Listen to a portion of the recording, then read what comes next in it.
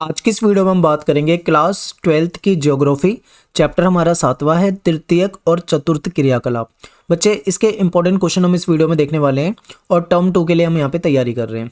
मेरा नाम है सत्येंद्र प्रताप और आप मुझे इंस्टाग्राम पे फॉलो कर सकते हैं, एकलव्य स्टडी पॉइंट, ये मेरा यूज़र नेम है। चलिए स्टार्ट करते हैं वीडियो को। इस वीडियो में हम लॉन्ग क्वेश्चन और शॉर्ट क्वेश्चन दोनों तरह के क्वेश्चन देखने वाले हैं। सबसे पहले आपके सामने स्क्रीन पे क्वेश्चन है कि तृतीय क्रियाकलाप जो होते हैं उससे क्या अभिप्राय है। तो इससे पहले आपको ये पता होना चाहिए कि प्राथमिक क्रियाकलाप क्या होते हैं, द्वितीय क्रियाकलाप क्या होते हैं, तभी आप तीसरे को अच्छे से समझ पाओगे। तो प्राथमिक क्रियाकलाप के तहत क्या होता था, गांव वगैरह में ज़्यादा होते हैं, जैसे कि खेती करना, वो प्राथमिक क्रियाकलाप है। मछली पालन वगैरह, ठीक है, मुर्गी पालन, इस तरह की जो चीज़ें होती हैं, आखेट, शिकार वगैरह, ये सब होता है, ठीक है, प्राथमिक क्रियाकलाप। द्वितीयक में आ जाते हैं। द्वितीयक में क्या हो जाता है, जो कच्चा माल हमें प्राथमिक क्रियाकलाप से मिलता है, उस कच्चे माल को जब हम किसी प्रोडक्ट के रूप में बदल देते हैं और उसकी जो प्राइस होती है, कीमत होती है, वैल्यू होती है, वो बढ़ जाती है, तो वो द्वितीय क्रियाकलाप में आ जाता है। ठीक है, तो ये हमने लास्ट चैप्टर में पढ़ा था द्वितीयक। और तृतीय क्रियाकलाप में क्या होता है, सेवाएं आ जाती हैं। सर्विस सेक्टर जो होता है वो क्या होता है, तृतीय क्रियाकलाप में आ जाता है। इसमें क्या क्या चीज़ें होती हैं, इसमें देखिए सेवाएं होती हैं, व्यापार होता है, संचार, परिवहन, टूरिज्म, ये सब किस में आ जाता है, अपना तृतीय क्रियाकलाप में आ जाता है। तो ये थोड़ा सा मतलब उनसे ऊपर का लेवल है।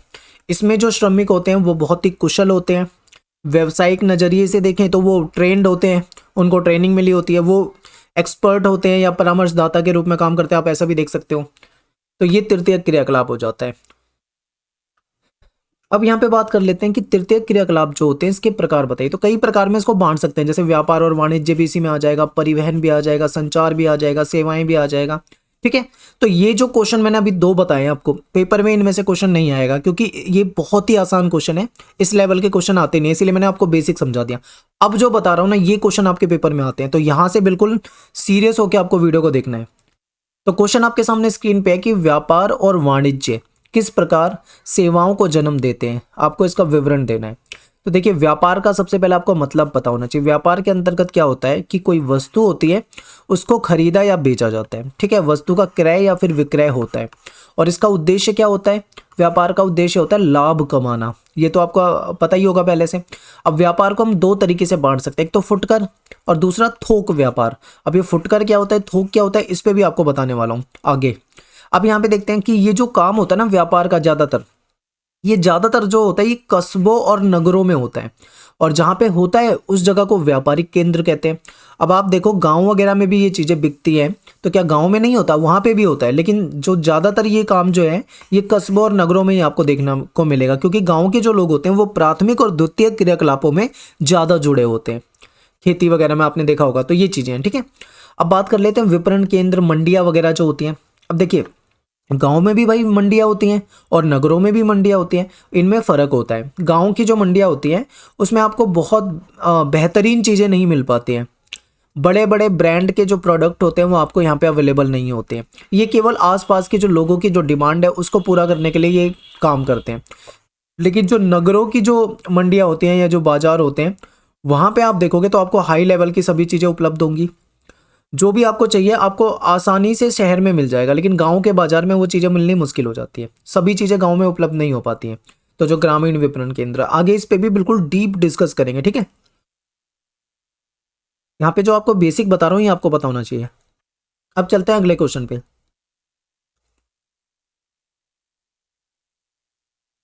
देखिए, व्यापार जो है वो भी दो प्रकार के हो सकते हैं।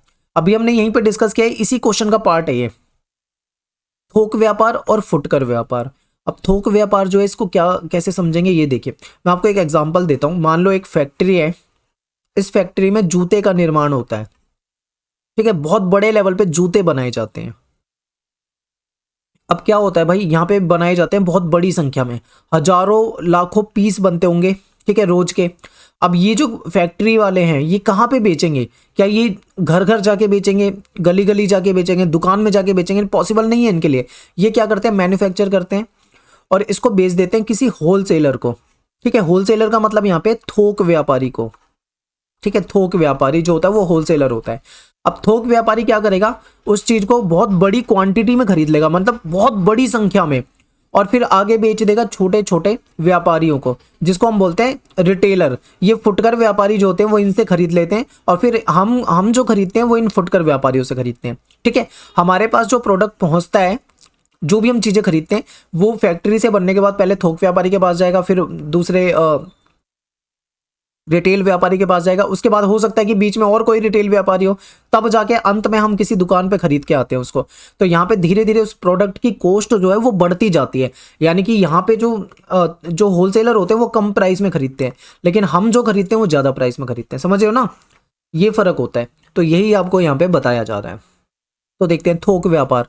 थोक व्यापार का गठन जो होता है वो बिचौलिए सौदागर जो होते हैं उनके द्वारा होता है। बहुत सारे मीडिएटर होते हैं इसमें। ये क्या करते हैं, विनिर्माता यानी जो मैन्युफैक्चरर है, जो बनाने वाला है, जो फैक्ट्री है जहां से भी बन रहा है वहां से सीधा खरीद लेंगे, और क्वांटिटी में खरीदेंगे, यानी बहुत ज्यादा संख्या में। और फिर आगे क्या करेंगे, जो फुटकर व्यापारी होते हैं उनको बेच देते हैं, और उनको उधार भी दे देते हैं। क्यों? क्योंकि उनको पता है भाई बिजनेस ये चला रहे हैं, ये हमसे ही तो चला रहे हैं, तो उनको उधार दे देते हैं। और ये जो फुटकर विक्रेता होते हैं इनके पास बहुत ज़्यादा पैसे तो होते नहीं है, क्योंकि ये छोटे पैसों से, हो सकता है कोई कम पैसों से बिजनेस स्टार्ट कर रहा हूँ, लेकिन वो उधार लेकर, यानी जो थोक विक्रेता है उसकी पूंजी पर अपना बिजनेस चला लेता है। तो ये पूरा एक मतलब सिस्टम जुड़ा हुआ है, इसमें थोक व्यापारी और फुटकर व्यापारी दोनों आते हैं, इसको आपको समझना चाहिए। अब यहाँ पे थोक व्यापारी हमने पढ़ लिया, फुटकर व्यापारी क्या है, ये तो बहुत ही आसान है। फुटकर व्यापारी क्या होते हैं, जिससे हम सीधा खरीदते हैं, यानी फुटकर व्यापारी सीधा उपभोक्ता यानी कस्टमर को वस्तु जो है बेचते हैं। जैसे हम कस्टमर है, हमने क्या करा, मान लो कोई फेरी लगाने आता है, आपने उससे खरीद लिया। कोई रेहड़ी पे लगा के कोई चीज़ बेच रहा है, आपने वहाँ से खरीद लिया। कोई गाड़ियों में आपने देखा होगा, ट्रक या फिर जो गाड़ियाँ होती है उसमें भी कुछ लोग बेचते हैं। घर द्वार टू द्वार जो होता है, डोर टू डोर अगर हम बोलें, कुछ लोग मतलब घूमते हैं, चीज़ों को बेचते हैं, फिर लोग उनको रुकवा के उनसे चीज़ें खरीद लेते हैं, या फिर मतलब डाक के द्वारा, या फिर ज़्यादातर जो लोग हैं वो दुकानों से खरीदते हैं। तो जो दुकान वाला व्यापारी भी है वो भी एक तरह से आपके लिए फुटकर व्यापारी हो जाएगा। ठीक है, क्योंकि वो होलसेलर से खरीद के ला रहा है, तब आपको बेच रहा है, तभी तो वो लाभ कमा रहा है, क्योंकि उसे कम पैसे में मिलती है वो चीज़, और आपको देगा तो वो थोड़े ज़्यादा पैसों में देगा, तो यहाँ पे उसका मार्जिन हो जाता है। आई होप आपको ये समझ में आया होगा। अब अगला क्वेश्चन जो है, देखिए ये जो है पेपर में आया हुआ है। अभी मैंने आपको थोड़ी देर पहले ग्रामीण विपणन केंद्र और नगरीय विपणन केंद्र की बात बताई थी। गांव के जो बाजार होते हैं उसमें कैसी चीज़ें मिलती है आपको पता ही होगा, और जो नगरों के बाजार होते हैं उसमें कैसी चीज़ें मिलती है ये भी आपको पता होगा। तो इनके बीच में अंतर ही बताया गया है। ठीक है, यही पूछा गया है। तो सबसे पहले हम गाँव के जो विपणन केंद्र होते हैं, मंडियाँ होती है, बाजार होते हैं, उसके बारे में डिस्कस कर लेते हैं, उसके बाद में फिर नगरों के। तो देखिए, जो गाँव के जो मंडियाँ होती हैं, बाजार होती है, वो जो आसपास की जो बस्तियाँ होती है ना उसका पोषण करते हैं। जैसे मान लो कि किसी गाँव में यहाँ पे बाजार है, तो आसपास के गांव के जो लोग होते हैं वो आते हैं इस बाजार में, क्या करते हैं, अपना जरूरत का सामान खरीदते हैं। तो ये जो केंद्र होते हैं, ये जो मंडियां होती है, ये स्थानीय संग्रहण और वितरण केंद्र की सेवाएं प्रदान करते हैं। यानी कि स्थानीय लेवल पे जो चीज़ें मिलती है या जो चीज़ें बेची जाती हैं, लोकल लेवल की चीज़ें जो होती हैं वो ही यहाँ पे मिल जाती है। ठीक है, अगर आप ये सोचोगे कि मैं किसी गांव के बाजार में जाके अच्छी अच्छी ब्रांडेड चीज़ें खरीदूं, तो वो आपको यहाँ पे उपलब्ध नहीं होंगी। क्यों? क्योंकि गांव के लोगों की वो डिमांड ही नहीं होती है। और ये जो बाजार है, इस बाजार में सबसे ज़्यादा कहाँ के लोग आते हैं? गाँव के आसपास के लोग होते हैं। तो उनकी जो ज़रूरतें हैं, उनकी जो डिमांड है, ये दुकानदार वही चीज़ें रखते हैं। तो देखिए यहाँ पे क्या होता है, ग्रामीण लोगों की अधिक मांग वाली वस्तु, समझिए इसे, जो गाँव के लोगों की ज़्यादा डिमांड होगी वो वाली वस्तु और वो वाली सेवाएं जो है वो यहाँ पे मिलती है। ठीक है, ये जो बाजार होते हैं व्यक्तिगत और व्यावसायिक सेवाओं के मामले में सुविकसित नहीं होते, यानी बहुत हाई लेवल की चीजें यहाँ पे नहीं मिलेगी, बहुत ज्यादा विकसित नहीं होंगे। ठीक है, बस काम चलाओ, आप समझ लो कि लोगों की जरूरतें पूरी करने के लिए ये बाजार बनाए हैं। बहुत ज्यादा मतलब हाई लेवल की उम्मीद आप यहाँ से नहीं कर सकते। लेकिन अगर इसके अपोजिट में जाता हूँ नगरीय विपणन केंद्र में, तो यहाँ पे मामला बिल्कुल उलट जाता है। यहाँ पे क्या है, आपको विशिष्ट नगरीय सेवाएं मिल जाएंगी जो कि गाँव के विपणन केंद्र में नहीं मिलती है। ये जो केंद्र हैं ये स्थानीय सेवा तो आपको देंगे, इसके साथ साथ विशिष्ट वस्तुएं और सेवाएं भी प्रदान करेंगे, जो कि गांव के विपणन केंद्र में आपको कभी नहीं मिलेगी। यहाँ पे रेडीमेड वस्तुएं वगैरह जो है आपको आराम से मिल जाती हैं, ब्रांडेड वस्तुएं मिल जाती हैं। ठीक है, जैसा चाहोगे वैसा मिल जाएगा। प्राइस रेंज आपको बहुत ज़्यादा मिलेगा, लो लेवल से शुरू होकर हाई लेवल तक की आपको कई सारी कैटेगरी यहाँ पे मिल जाएगी, जो कि गाँव के बाजार में इतने सारे ऑप्शन नहीं होते जितने आपको यहाँ पे ऑप्शन मिलेंगे। ठीक है, ये केंद्र जो है वो व्यावसायिक सेवाएं भी देते हैं, जैसे कि मान लो टीचर, वकील, परामर्शदाता जो काउंसलर होते हैं, चिकित्सक, डॉक्टर जो होते हैं, इन सब की सर्विस भी यहाँ पे उपलब्ध होती है। इसीलिए तो गांव के जो लोग होते हैं वो शहरों की तरफ ज़्यादा आकर्षित होते हैं, क्योंकि यहाँ पे इनको अच्छी शिक्षा, ठीक है, अच्छे रोजगार के अवसर भी मिल जाते हैं इनको। मतलब कुल मिला के गाँव से ज़्यादा बेहतरीन सुविधा यहाँ पे मिल जाती है। यहाँ पे बिजली वगैरह हर तरह की सुविधाएं ज़्यादा होती है। ठीक है, बाजार वगैरह काफी समृद्ध होते हैं, विकसित होते हैं, जो कि गांव के उतने विकसित नहीं होते। यही आपको दोनों के बीच में अंतर समझना था। अगला प्रश्न आपके सामने है परिवहन, और ये क्वेश्चन जो है ये मोस्ट इंपोर्टेंट है। पहले मैं आपको बता रहा हूं, इस क्वेश्चन को आप बिल्कुल याद कर लो, क्योंकि ये पेपर में कई बार रिपीट हो रखा है आपके सीबीएसई में। तो परिवहन क्या है, इसकी विशेषता बताइए। तो देखिए, परिवहन का मतलब होता है, परिवहन एक सर्विस है या एक सुविधा, आप मान लो इसको सेवा मान लो, जिससे क्या होता है व्यक्ति को या फिर किसी वस्तु को एक जगह से दूसरी जगह पहुंचाया जाता है। जैसे मान लो आपको अपने गांव जाना है, मान लो आप दिल्ली में रहते हो, आपका गांव यूपी में है, ठीक है, मान लेते हैं हम यहाँ। तो आप किससे जा रहे हो, आप ट्रेन से जा रहे हो। तो ट्रेन क्या है आपके लिए, परिवहन है। इसमें आप खुद भी जाओगे, यानी यात्री तो जाते ही हैं, लोग तो जाते हैं, प्लस में अपना सामान वगैरह भी ले जा सकते हो आप। तो ये क्या है, ये एक सर्विस है जो आपसे चार्ज लेती है। ट्रेन का कुछ चार्ज होगा जो कि आप टिकट के रूप में दोगे, और उस चार्ज के बदले में आपको वो सर्विस प्रोवाइड कर देगा कि आपको यहाँ से वहाँ तक की यात्रा करा देगा। तो ये आपको समझ में आया होगा। अब बात करते हैं इसके बारे में कि परिवहन जो है ये एक तृतीय सेक्टर का है, और इसमें ना बहुत बड़े लेवल पे रोजगार भी लोगों को मिलता है। कैसे मिलता है समझते हैं। परिवहन एक सेवा के रूप में लोगों को रोजगार प्रदान करता है। जैसे ड्राइवर लोग हैं, कंडक्टर हैं, सामान लादने वाले, सामान उतारने वाले, टिकट संग्राहक, इन सब लोगों को क्या मिलता है, रोजगार मिलता है। किससे मिलता है, परिवहन से तो ही मिलता है। आपने गांव जाते हो, अगर आप ट्रेन वगैरह में देखते हो तो वहाँ पे चाय वाले और दुनिया भर की चीज़ें बेचते हैं, बोतल पानी वगैरह दुनिया भर की चीज़ें। तो ये सब जो होता है, ये इन लोगों को रोजगार मिल रहा है। किसकी वजह से मिल रहा है, परिवहन की सर्विस की वजह से। तो आई होप आपको ये आराम से समझ में आ गया होगा। इस तरह सभी प्रकार की परिवहन सेवाओं में भारी संख्या में लोग लगे होते हैं, बहुत बड़ी संख्या में लोग लगे होते हैं, और परिवहन के कारण पर्यटन, टूरिज्म को भी बढ़ावा मिलता है। क्योंकि लोग जो घूमना पसंद करते हैं, अगर उनके लिए परिवहन की सुविधाएं अच्छी होंगी तो वो ज़्यादा घूमेंगे, ठीक है, ज़्यादा मतलब उनका रुझान होगा घूमने के प्रति। तो ये टूरिज्म को भी बढ़ावा देता है, ये भी अच्छा पॉइंट है। परिवहन की सुविधा के कारण औद्योगिक गतिविधि में भी तेजी आई है। जैसे उद्योग लगाए गए, उद्योग ऐसी जगह पे लगाए जाते हैं जहाँ से जो प्रोडक्ट जो भी यहाँ पे बनता है, तो वो जहाँ पे परिवहन की सुविधाएं हो, आसानी से वो चीज़ें वहाँ से उद्योगों से जाकर आगे जहाँ पे भी वितरित करनी होती है, जहाँ पे भी बेचनी होती है, वहाँ पे पहुँच सके। तो परिवहन की सुविधा को ध्यान में रख के ये चीज़ें लगाई जाती है। तो कहीं ना कहीं इसको भी ये तेजी से बढ़ा रहा है। तो परिवहन वाला क्वेश्चन आपने समझ लिया। अब बात करते हैं पर्यटन, और ये जो है ये पेपर में बहुत ज्यादा आता है। एक तो ये चिकित्सा पर्यटन और ये पर्यटन, दोनों को क्वेश्चन जो है पेपर में बहुत आते हैं। क्वेश्चन है कि पर्यटन सेवा से क्या तात्पर्य है, पर्यटन को प्रभावित करने वाले आपको कारक बताने हैं। फिर अगला क्वेश्चन इसी का ऑप्शन में दे रखा है कि तृतीय क्रियाकलाप में पर्यटन की भूमिका बताइए और पर्यटन को प्रभावित करने वाले कारक बताइए। ठीक है, एक ही आंसर बनेगा दोनों को। तो चलिए देखते हैं, समझते हैं। देखिए, टूरिज्म आप अच्छे से जानते हैं कि टूरिज्म का मतलब होता है कहीं पे घूमना फिरना, और वो भी मजे के लिए, मनोरंजन के लिए। तो चलिए समझते हैं। देखिए, पर्यटन एक यात्रा है, ठीक है। क्या होता है, ये एक यात्रा है जो व्यापार की बजाय प्रमोद के उद्देश्य से ज्यादा की जाती है। प्रमोद का मतलब है यहाँ पे मजा, ठीक है, फन, खुशी, मनोरंजन, जो भी आप शब्द यूज करना चाहो ये होता है। यानी कि ये जो यात्रा होती है ये व्यापार की बजाय, हालांकि व्यापार के लिए भी यात्रा की जाती है, ऐसा नहीं है कि व्यापार के लिए यात्रा नहीं की जाती, ये भी की जाती है, लेकिन ये व्यापार के बजाय खुशी के लिए ज्यादा की जाती है, मजे के लिए ज्यादा की जाती है। पर्यटन में लोग क्या करते हैं, अपने निवास स्थान से, यानी कि जहाँ पे वो रहते हैं उस स्थान से, या फिर जहाँ पे वो काम करते हैं उस स्थान से अस्थायी तौर पे, टेम्परेरी तौर पे, थोड़े समय के लिए, थोड़े दिनों के लिए किसी दूसरी जगह पे चले जाते हैं मनोरंजन के हेतु।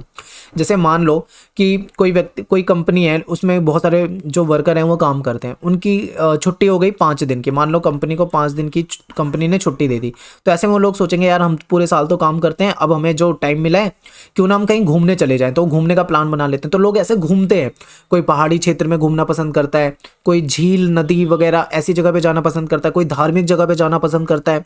तो ये अपनी अपनी पसंद हो सकती है, ठीक है। तो जो पर्यटन होता है ये विश्व को प्रमुख तृतीय क्रियाकलाप में महत्वपूर्ण होता है।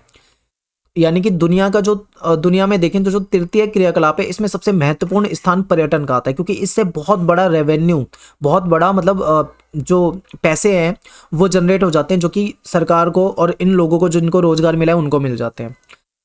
अब देखो, जैसे पर्यटक जो होते हैं, पर्यटन जो घूमने वाले होते हैं, तो उनके लिए जो सुविधाएं प्रोवाइड कराई जाती है, उन सुविधाओं के जरिए लोगों को रोजगार मिलता है। कैसे? जैसे मान लो जो भी पर्यटक स्थल होते हैं, जैसे मान लो कोई समुद्र का किनारा है, बीच है, वहाँ पे लोग बहुत ज़्यादा घूमना पसंद करते हैं, तो उसके आसपास क्या होगा, वहाँ पे मान लो दूर दूर से लोग आएंगे, तो वहाँ पे आवास बनाने पड़ेंगे, यानी होटल बनाने पड़ेंगे जहाँ पे वो लोग रुक सकें।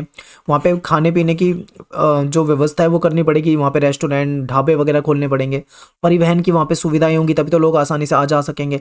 मनोरंजन की सुविधाएं होंगी, खरीदारी उनके लिए, मान लो टूरिस्ट आते हैं तो वो कुछ चीज़ों को खरीदते हैं, तो वहाँ की जो स्थानीय चीज़ें हैं वो भी वहाँ पे ज़्यादा बिकती है। तो ये सारे जो लोग इनको जो ये चीज़ें उपलब्ध करा रहे हैं, तो इसकी वजह से क्या हो रहा है, रोजगार मिल रहा है बहुत सारे लोगों को। ठीक है, तो ये आपके लिए महत्वपूर्ण है, और इसके लिए स्थानीय व्यक्ति जो होते हैं उनको नियुक्त किया जाता है, उनको रोजगार मिलता है, और इससे बड़े पैमाने पे रोजगार मिलता है लोगों को। आप कभी भी चले जाओ, आप कभी वैष्णो देवी जाओगे, या फिर आप किसी मंदिर वगैरह में जाओगे, या फिर आप किसी टूरिस्ट प्लेस जैसे कि आप मान लो पहाड़ी इलाके में जाओगे, तो आपको पता लगेगा कि वहाँ पे कितने सारे लोगों को उस टूरिज्म की वजह से रोजगार मिल रहा है। तो ये बहुत ही मतलब अच्छा क्वेश्चन है, बेहतरीन क्वेश्चन, और पेपर में बहुत पूछते हैं। एक क्वेश्चन ये भी बन सकता है, देखिए यहीं पे इसी का मतलब इसी का पार्ट है ये, कि पर्यटन को प्रभावित करने वाले कारक, दो चीजें जो हैं वो बहुत ज्यादा प्रभावित करती है। पहला है मांग और दूसरा है परिवहन। देखो पिछले 100 सालों में अगर हम देखें, तो लोगों का जो जीवन स्तर है उसमें सुधार आया है, और जब जीवन स्तर में सुधार आया तो फुर्सत का समय भी उनके पास हुआ है। अब फुर्सत के समय में उनका जो मन करता है, वो मन ये करता है कि चलो कहीं घूम लेते हैं, कहीं पे घूम आते हैं। तो ऐसे में ठीक है, डिमांड बढ़ी है टूरिज्म की पिछले 100 सालों में काफ़ी ज़्यादा, जो कि पहले नहीं थी। ठीक है, एक चीज़ ये देखिए, जब जो गरीब लोग होते हैं ना, जो बहुत गरीब लोग होते हैं, वो कभी भी टूरिज्म वगैरह के चक्कर में नहीं पड़ते, क्योंकि जो गरीब आदमी होता है वो बेचारा दिहाड़ी बनाता है, शाम को अपना दिहाड़ी बना के लाता है, जो 100-200 रुपए जो बनते हैं उसके, उससे इसे खाता पीता और सो जाता है, और अगले दिन फिर काम पे चला जाता है। कभी भी एक गरीब आदमी ऐसा नहीं सोचेगा। लेकिन जब से लोगों का लाइफस्टाइल में बदलाव आया है, पैसे मतलब बढ़ने लगे हैं, लोग अच्छा कमाने लगे हैं, जो अच्छा कमाते हैं वही ऐसी चीज़ें सोचते हैं। तो जब से इस चीज़ में सुधार आया है, तो जाहिर सी बात है कि टूरिज्म की मांग अपने आप बढ़ गई है। ठीक है, तो ये आपके लिए अच्छा पॉइंट है। सेकंड पॉइंट है परिवहन। अब देखो मान लो टूरिज्म की डिमांड तो बहुत ज़्यादा है, लेकिन परिवहन के साधन ना हो तो लोग जाएंगे कैसे?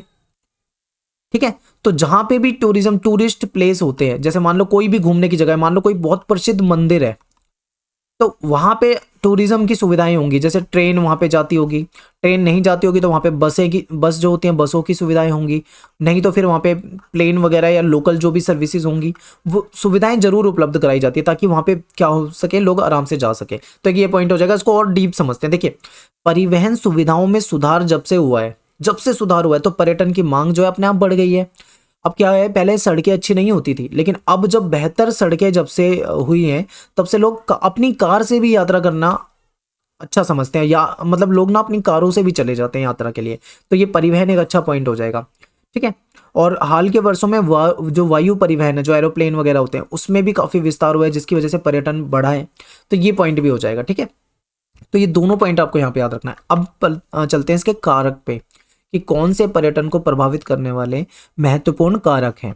तो देखिए, 4 महत्वपूर्ण कारक हैं जो यहाँ पे हम डिस्कस करेंगे। इन चारों को आप ध्यान से देखो। सबसे पहला है जलवायु। जलवायु एक महत्वपूर्ण कारक है।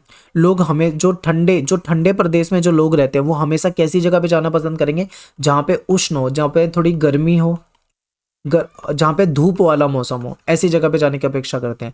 तो इसी के लिए दक्षिणी यूरोप और भूमध्य सागरीय जो क्षेत्र है, वहाँ के पर्यटन का महत्व बढ़ गया है, क्योंकि वहाँ पे ये सुविधाएं उपलब्ध है। इसके बात करते हैं भूदृश्य की। सेकंड पॉइंट है भूदृश्य। लोग क्या करते हैं, जब भी घूमने जाना चाहते हैं, तो वो क्या पसंद करते हैं, वहाँ पे अच्छा भूदृश्य हो, जहाँ पे उन्हें पर्वत देखने को मिले, झीलें देखने को मिले, समुद्री तट हो। ठीक है, तो ये चीजें जो होती हैं, ये क्या करती हैं, लोगों को अपनी तरफ आकर्षित करती है। तो ये भी एक महत्वपूर्ण उसको प्रभावित करने वाला कारक है। आगे देखो, इतिहास एवं कला। बहुत सारे लोग ऐसे हैं जो इतिहास को बहुत पसंद करते हैं, ऐतिहासिक जगहों को बहुत ज़्यादा पसंद करते हैं। जैसे मान लो पुराने किले हो गए, या पुराने मंदिर हो गए, या महल हो गए, या गिरजाघर हो गए। ठीक है, ऐसी जगह जहाँ जिसका पुरातत्व महत्व बहुत ज़्यादा हो, ऐतिहासिक महत्व बहुत ज़्यादा हो, ऐसी जगह पे लोग जाना पसंद करते हैं। इतिहास और कला जो है, ये भी एक महत्वपूर्ण पॉइंट हो जाता है, जो कि प्रभावित करता है। अगला है संस्कृति और अर्थव्यवस्था। देखिए, लोग जो हैं वो कई जगहों के रीति रिवाजों को काफ़ी पसंद करते हैं। ठीक है, तो रीति रिवाज भी क्या करता है, लोगों को प्रभावित करता है। लोग जाते हैं ऐसी जगहों पे, और जहाँ पे सस्ते दामों में जहाँ पे पर्यटकों को सस्ते दामों में घर सुविधाएं मिल जाती है, वहाँ पे लोग ज़्यादा घूमना और रुकना पसंद करते हैं। इसी का एक एग्जांपल आपके सामने दे रखा है, गोवा में हेरिटेज होम्स जो हैं ये लोगों को काफ़ी पसंद है, यहाँ पे लोग जाते हैं, रुकते हैं, ठहरते हैं। कर्नाटक में मेडिकेरे और कुर्ग जो है ये काफ़ी प्रसिद्ध है। ठीक है, तो ये चीज़ें इंपॉर्टेंट है, ये इसके प्रभावित करने वाले कारक बन जाएंगे। अगले क्वेश्चन पे चलते हैं। चिकित्सा पर्यटन क्या है, या फिर पर्यटन का चिकित्सा से क्या संबंध है, ऐसे भी करके एक बार क्वेश्चन आया हुआ था। और विकासशील देशों में तेजी से उभरने के इसके कारण क्या है। तो देखिए, अभी तक आपने पर्यटन पढ़ लिया कि पर्यटन में क्या होता है, लोग अपने देश के अंदर भी घूमते हैं और कुछ जो लोग हैं जो विदेशी जो बाहर से भी घूमने आते हैं। जैसे भारत में आप कभी जाओगे भारत के टूरिस्ट प्लेसों में तो आप देखोगे कि बहुत सारे अंग्रेज वगैरह जो विदेशी लोग होते हैं वो भी घूमते रहते हैं।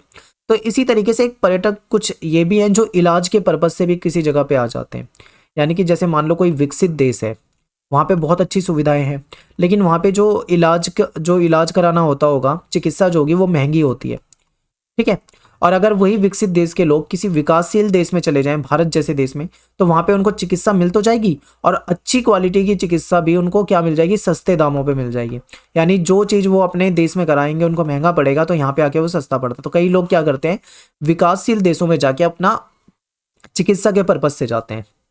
तो देखते हैं, जब चिकित्सा उपचार को अंतर्राष्ट्रीय पर्यटन की गतिविधि से जोड़ दिया जाए तो इसको हम क्या कहते हैं, चिकित्सा पर्यटन कहा जाता है। भारत जो है विश्व में चिकित्सा पर्यटन में अग्रणी देश बन के उभरा है, क्योंकि पिछले कुछ वर्षों में दुनिया भर के लोग भारत में इलाज कराने के पर्पज से भी आने लगे हैं। तो भारत इसमें भी अग्रणी बन के उभरा है। यहाँ विभिन्न देशों के लोग अपने चिकित्सा के लिए आते हैं। भारत और इसके साथ थाईलैंड जैसे देश, मलेशिया, सिंगापुर, ये जो देश हैं ये विकासशील देश हैं। ये चिकित्सा पर्यटन के क्षेत्र में तेजी से उभर रहे हैं, यानी दुनिया भर के लोग यहाँ पे अपने इलाज के पर्पज से भी आने लगे हैं। ठीक है, क्यों आते हैं लोग यहाँ पे, क्योंकि यहाँ पे उनके विकसित देशों के मुकाबले यहाँ पे जो चिकित्सा सुविधा होती है वो सस्ती होती है, यानी इनको कम पैसों में अच्छी चिकित्सा सुविधाएं मिल जाती है। तो ये इंपॉर्टेंट है, ये भी आपको याद रखना है। अगला क्वेश्चन है, अंकीय विभाजन क्या है, किसी देश में अंकीय विभाजन किस प्रकार परिलक्षित होता है। देखिए, सूचना, अब यहाँ पे समझो, सूचना और संचार प्रौद्योगिकी यानी सूचना और संचार टेक्नोलॉजी को अगर हम देखें तो उसमें जो विकास के मिलने वाले अवसर हैं उसका वितरण पूरी दुनिया में हमें असमान रूप से दिखेगा। मैं आपको एग्जांपल देता हूं, जैसे मान लो दो देशों का एग्जांपल देता हूं, एक है यूएसए अमेरिका, एक देश है भूटान। अब आप देखोगे, सोचोगे भाई ये तो विकसित देश है और ये तो विकासशील से भी नीचे वाली कैटेगरी में है। तो इन दोनों की आप तुलना करोगे तो आपको क्या पता लगेगा कि यहाँ पे सूचना और संचार के क्षेत्र में बहुत ज़्यादा प्रगति हुई है और यहाँ पे मतलब जो सुविधाएं यहाँ पे 100 साल पहले आ गई हैं, हो सकता है भूटान में वो 100 साल के बाद भी ना मिले, यहाँ पे कुछ भी लोगों को सुविधाएं नहीं मिलेंगी। तो यही कहने का मतलब है कि सूचना और संचार प्रौद्योगिकी के क्षेत्र में अगर हम देखें तो दुनिया भर के देशों में अलग अलग तरह के अवसर हैं। विकसित देश जो हैं वो इस दिशा में आगे बढ़ गए हैं, लेकिन विकासशील देश हैं वो पिछड़ गए हैं। इसी को अंकीय विभाजन कहते हैं। कि अब हमारे देश में, जैसे मैं आपको एग्जांपल एक और अच्छा देता हूं, भारत में 4G आज के समय में है और हम 5G की तरफ जा रहे हैं। ठीक है, लेकिन बहुत सारे देश ऐसे होंगे विकसित जो 5G को यूज कर चुके होंगे, वो इससे भी ऊपर जा रहे होंगे और 5G अभी हमारे यहाँ पे आने की बात कर रहे हैं। लेकिन सच्चाई क्या है कि 4G अभी पूरे भारत में हर जगह सभी को उपलब्ध नहीं हो पाया है। गांव वगैरह में जाते हो आप तो वहां पे अभी भी 2G 3G वाली स्थिति कई दूर दराज के गांव में देखने को मिलती है।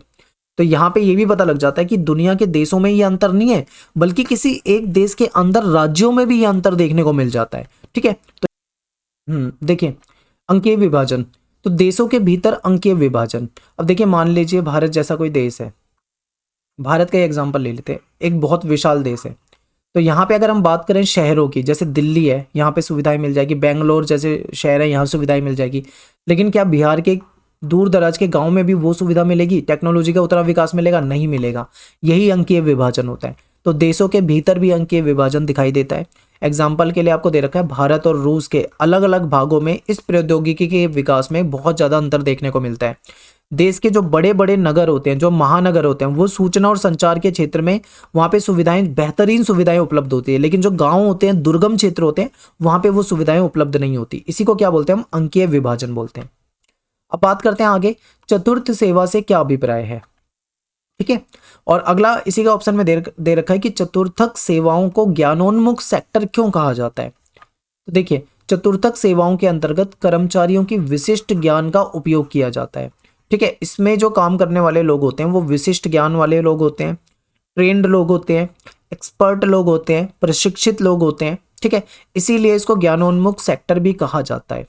प्राथमिक और द्वितीयक सेक्टरों से बड़ी संख्या में चतुर्थक सेक्टर की तरफ सेवाओं का प्रतिस्थापन हो रहा है। यानी अब पहले क्या होता था गांव, अब इसका मतलब देखो, पहले जो गांव में लोग होते हैं वो प्राथमिक क्रियाकलापों में होते हैं, वो थोड़े से जब विकास कर जाते हैं तो वो किस में चले जाते हैं, द्वितीय क्रियाकलापों में।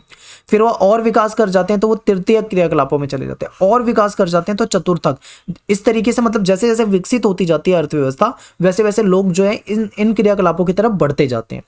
तो सेवाओं में वृद्धि अर्थव्यवस्था के विकसित होने का प्रतीक है। समझ रहे हो ना, अर्थव्यवस्था विकसित हो रही है तभी लोग मतलब लोगों का स्टैंडर्ड बढ़ता है। एक ही प्रकार का काम तृतीयक या चतुर्थक दोनों हो सकता है। एक ही प्रकार का काम जो है वो तृतीयक या चतुर्थक दोनों हो सकता है। जैसे कि देखो एग्जाम्पल आपके लिए सपोर्टिंग में बहुत ही अच्छा एग्जाम्पल दे रखा है आपके सपोर्टिंग मटेरियल में। जैसे देखो अध्यापक है, टीचर है। टीचर जो होता है वो तृतीय श्रेणी में आता है, ये आपने पहले ही पढ़ लिया था। डॉक्टर, टीचर वगैरह जो होते हैं, वकील वगैरह जो होते हैं, ठीक है।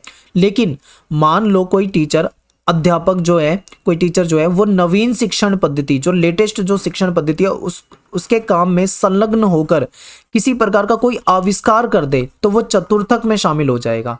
ठीक है, तो ये आपने अंतर देखा कि टीचर था, पहले भी था, टीचर अभी भी है, लेकिन उसने क्या करा, टेक्नोलॉजी का इस्तेमाल करके या फिर किसी चीज का आविष्कार कर दिया तो वो चतुर्थक श्रेणी में कहलाएगा। तो ये होता है यहाँ पे अंतर। ठीक है, तो उम्मीद करता हूँ आपको इस चैप्टर के सारे क्वेश्चन जो मैंने समझाए ये आपको समझ में आए होंगे। अगर जरा भी आपको डाउट लगे तो आप 2 बार वीडियो को देखो, आपको अच्छे से समझ में आ जाएगा। और आप हमारे टेलीग्राम ग्रुप जो है उसमें जरूर जुड़ जाइए, वहाँ पे 23,000 के लगभग स्टूडेंट जुड़े हुए हैं। और इंपॉर्टेंट क्वेश्चन जो है आपको ये सारे के सारे याद कर लेने, क्योंकि पेपर में आपके यहीं से आते हैं। तो मिलते हैं फिर आपसे अगली वीडियो में। थैंक्स फॉर वॉचिंग सभी को। जय हिंद, जय भारत।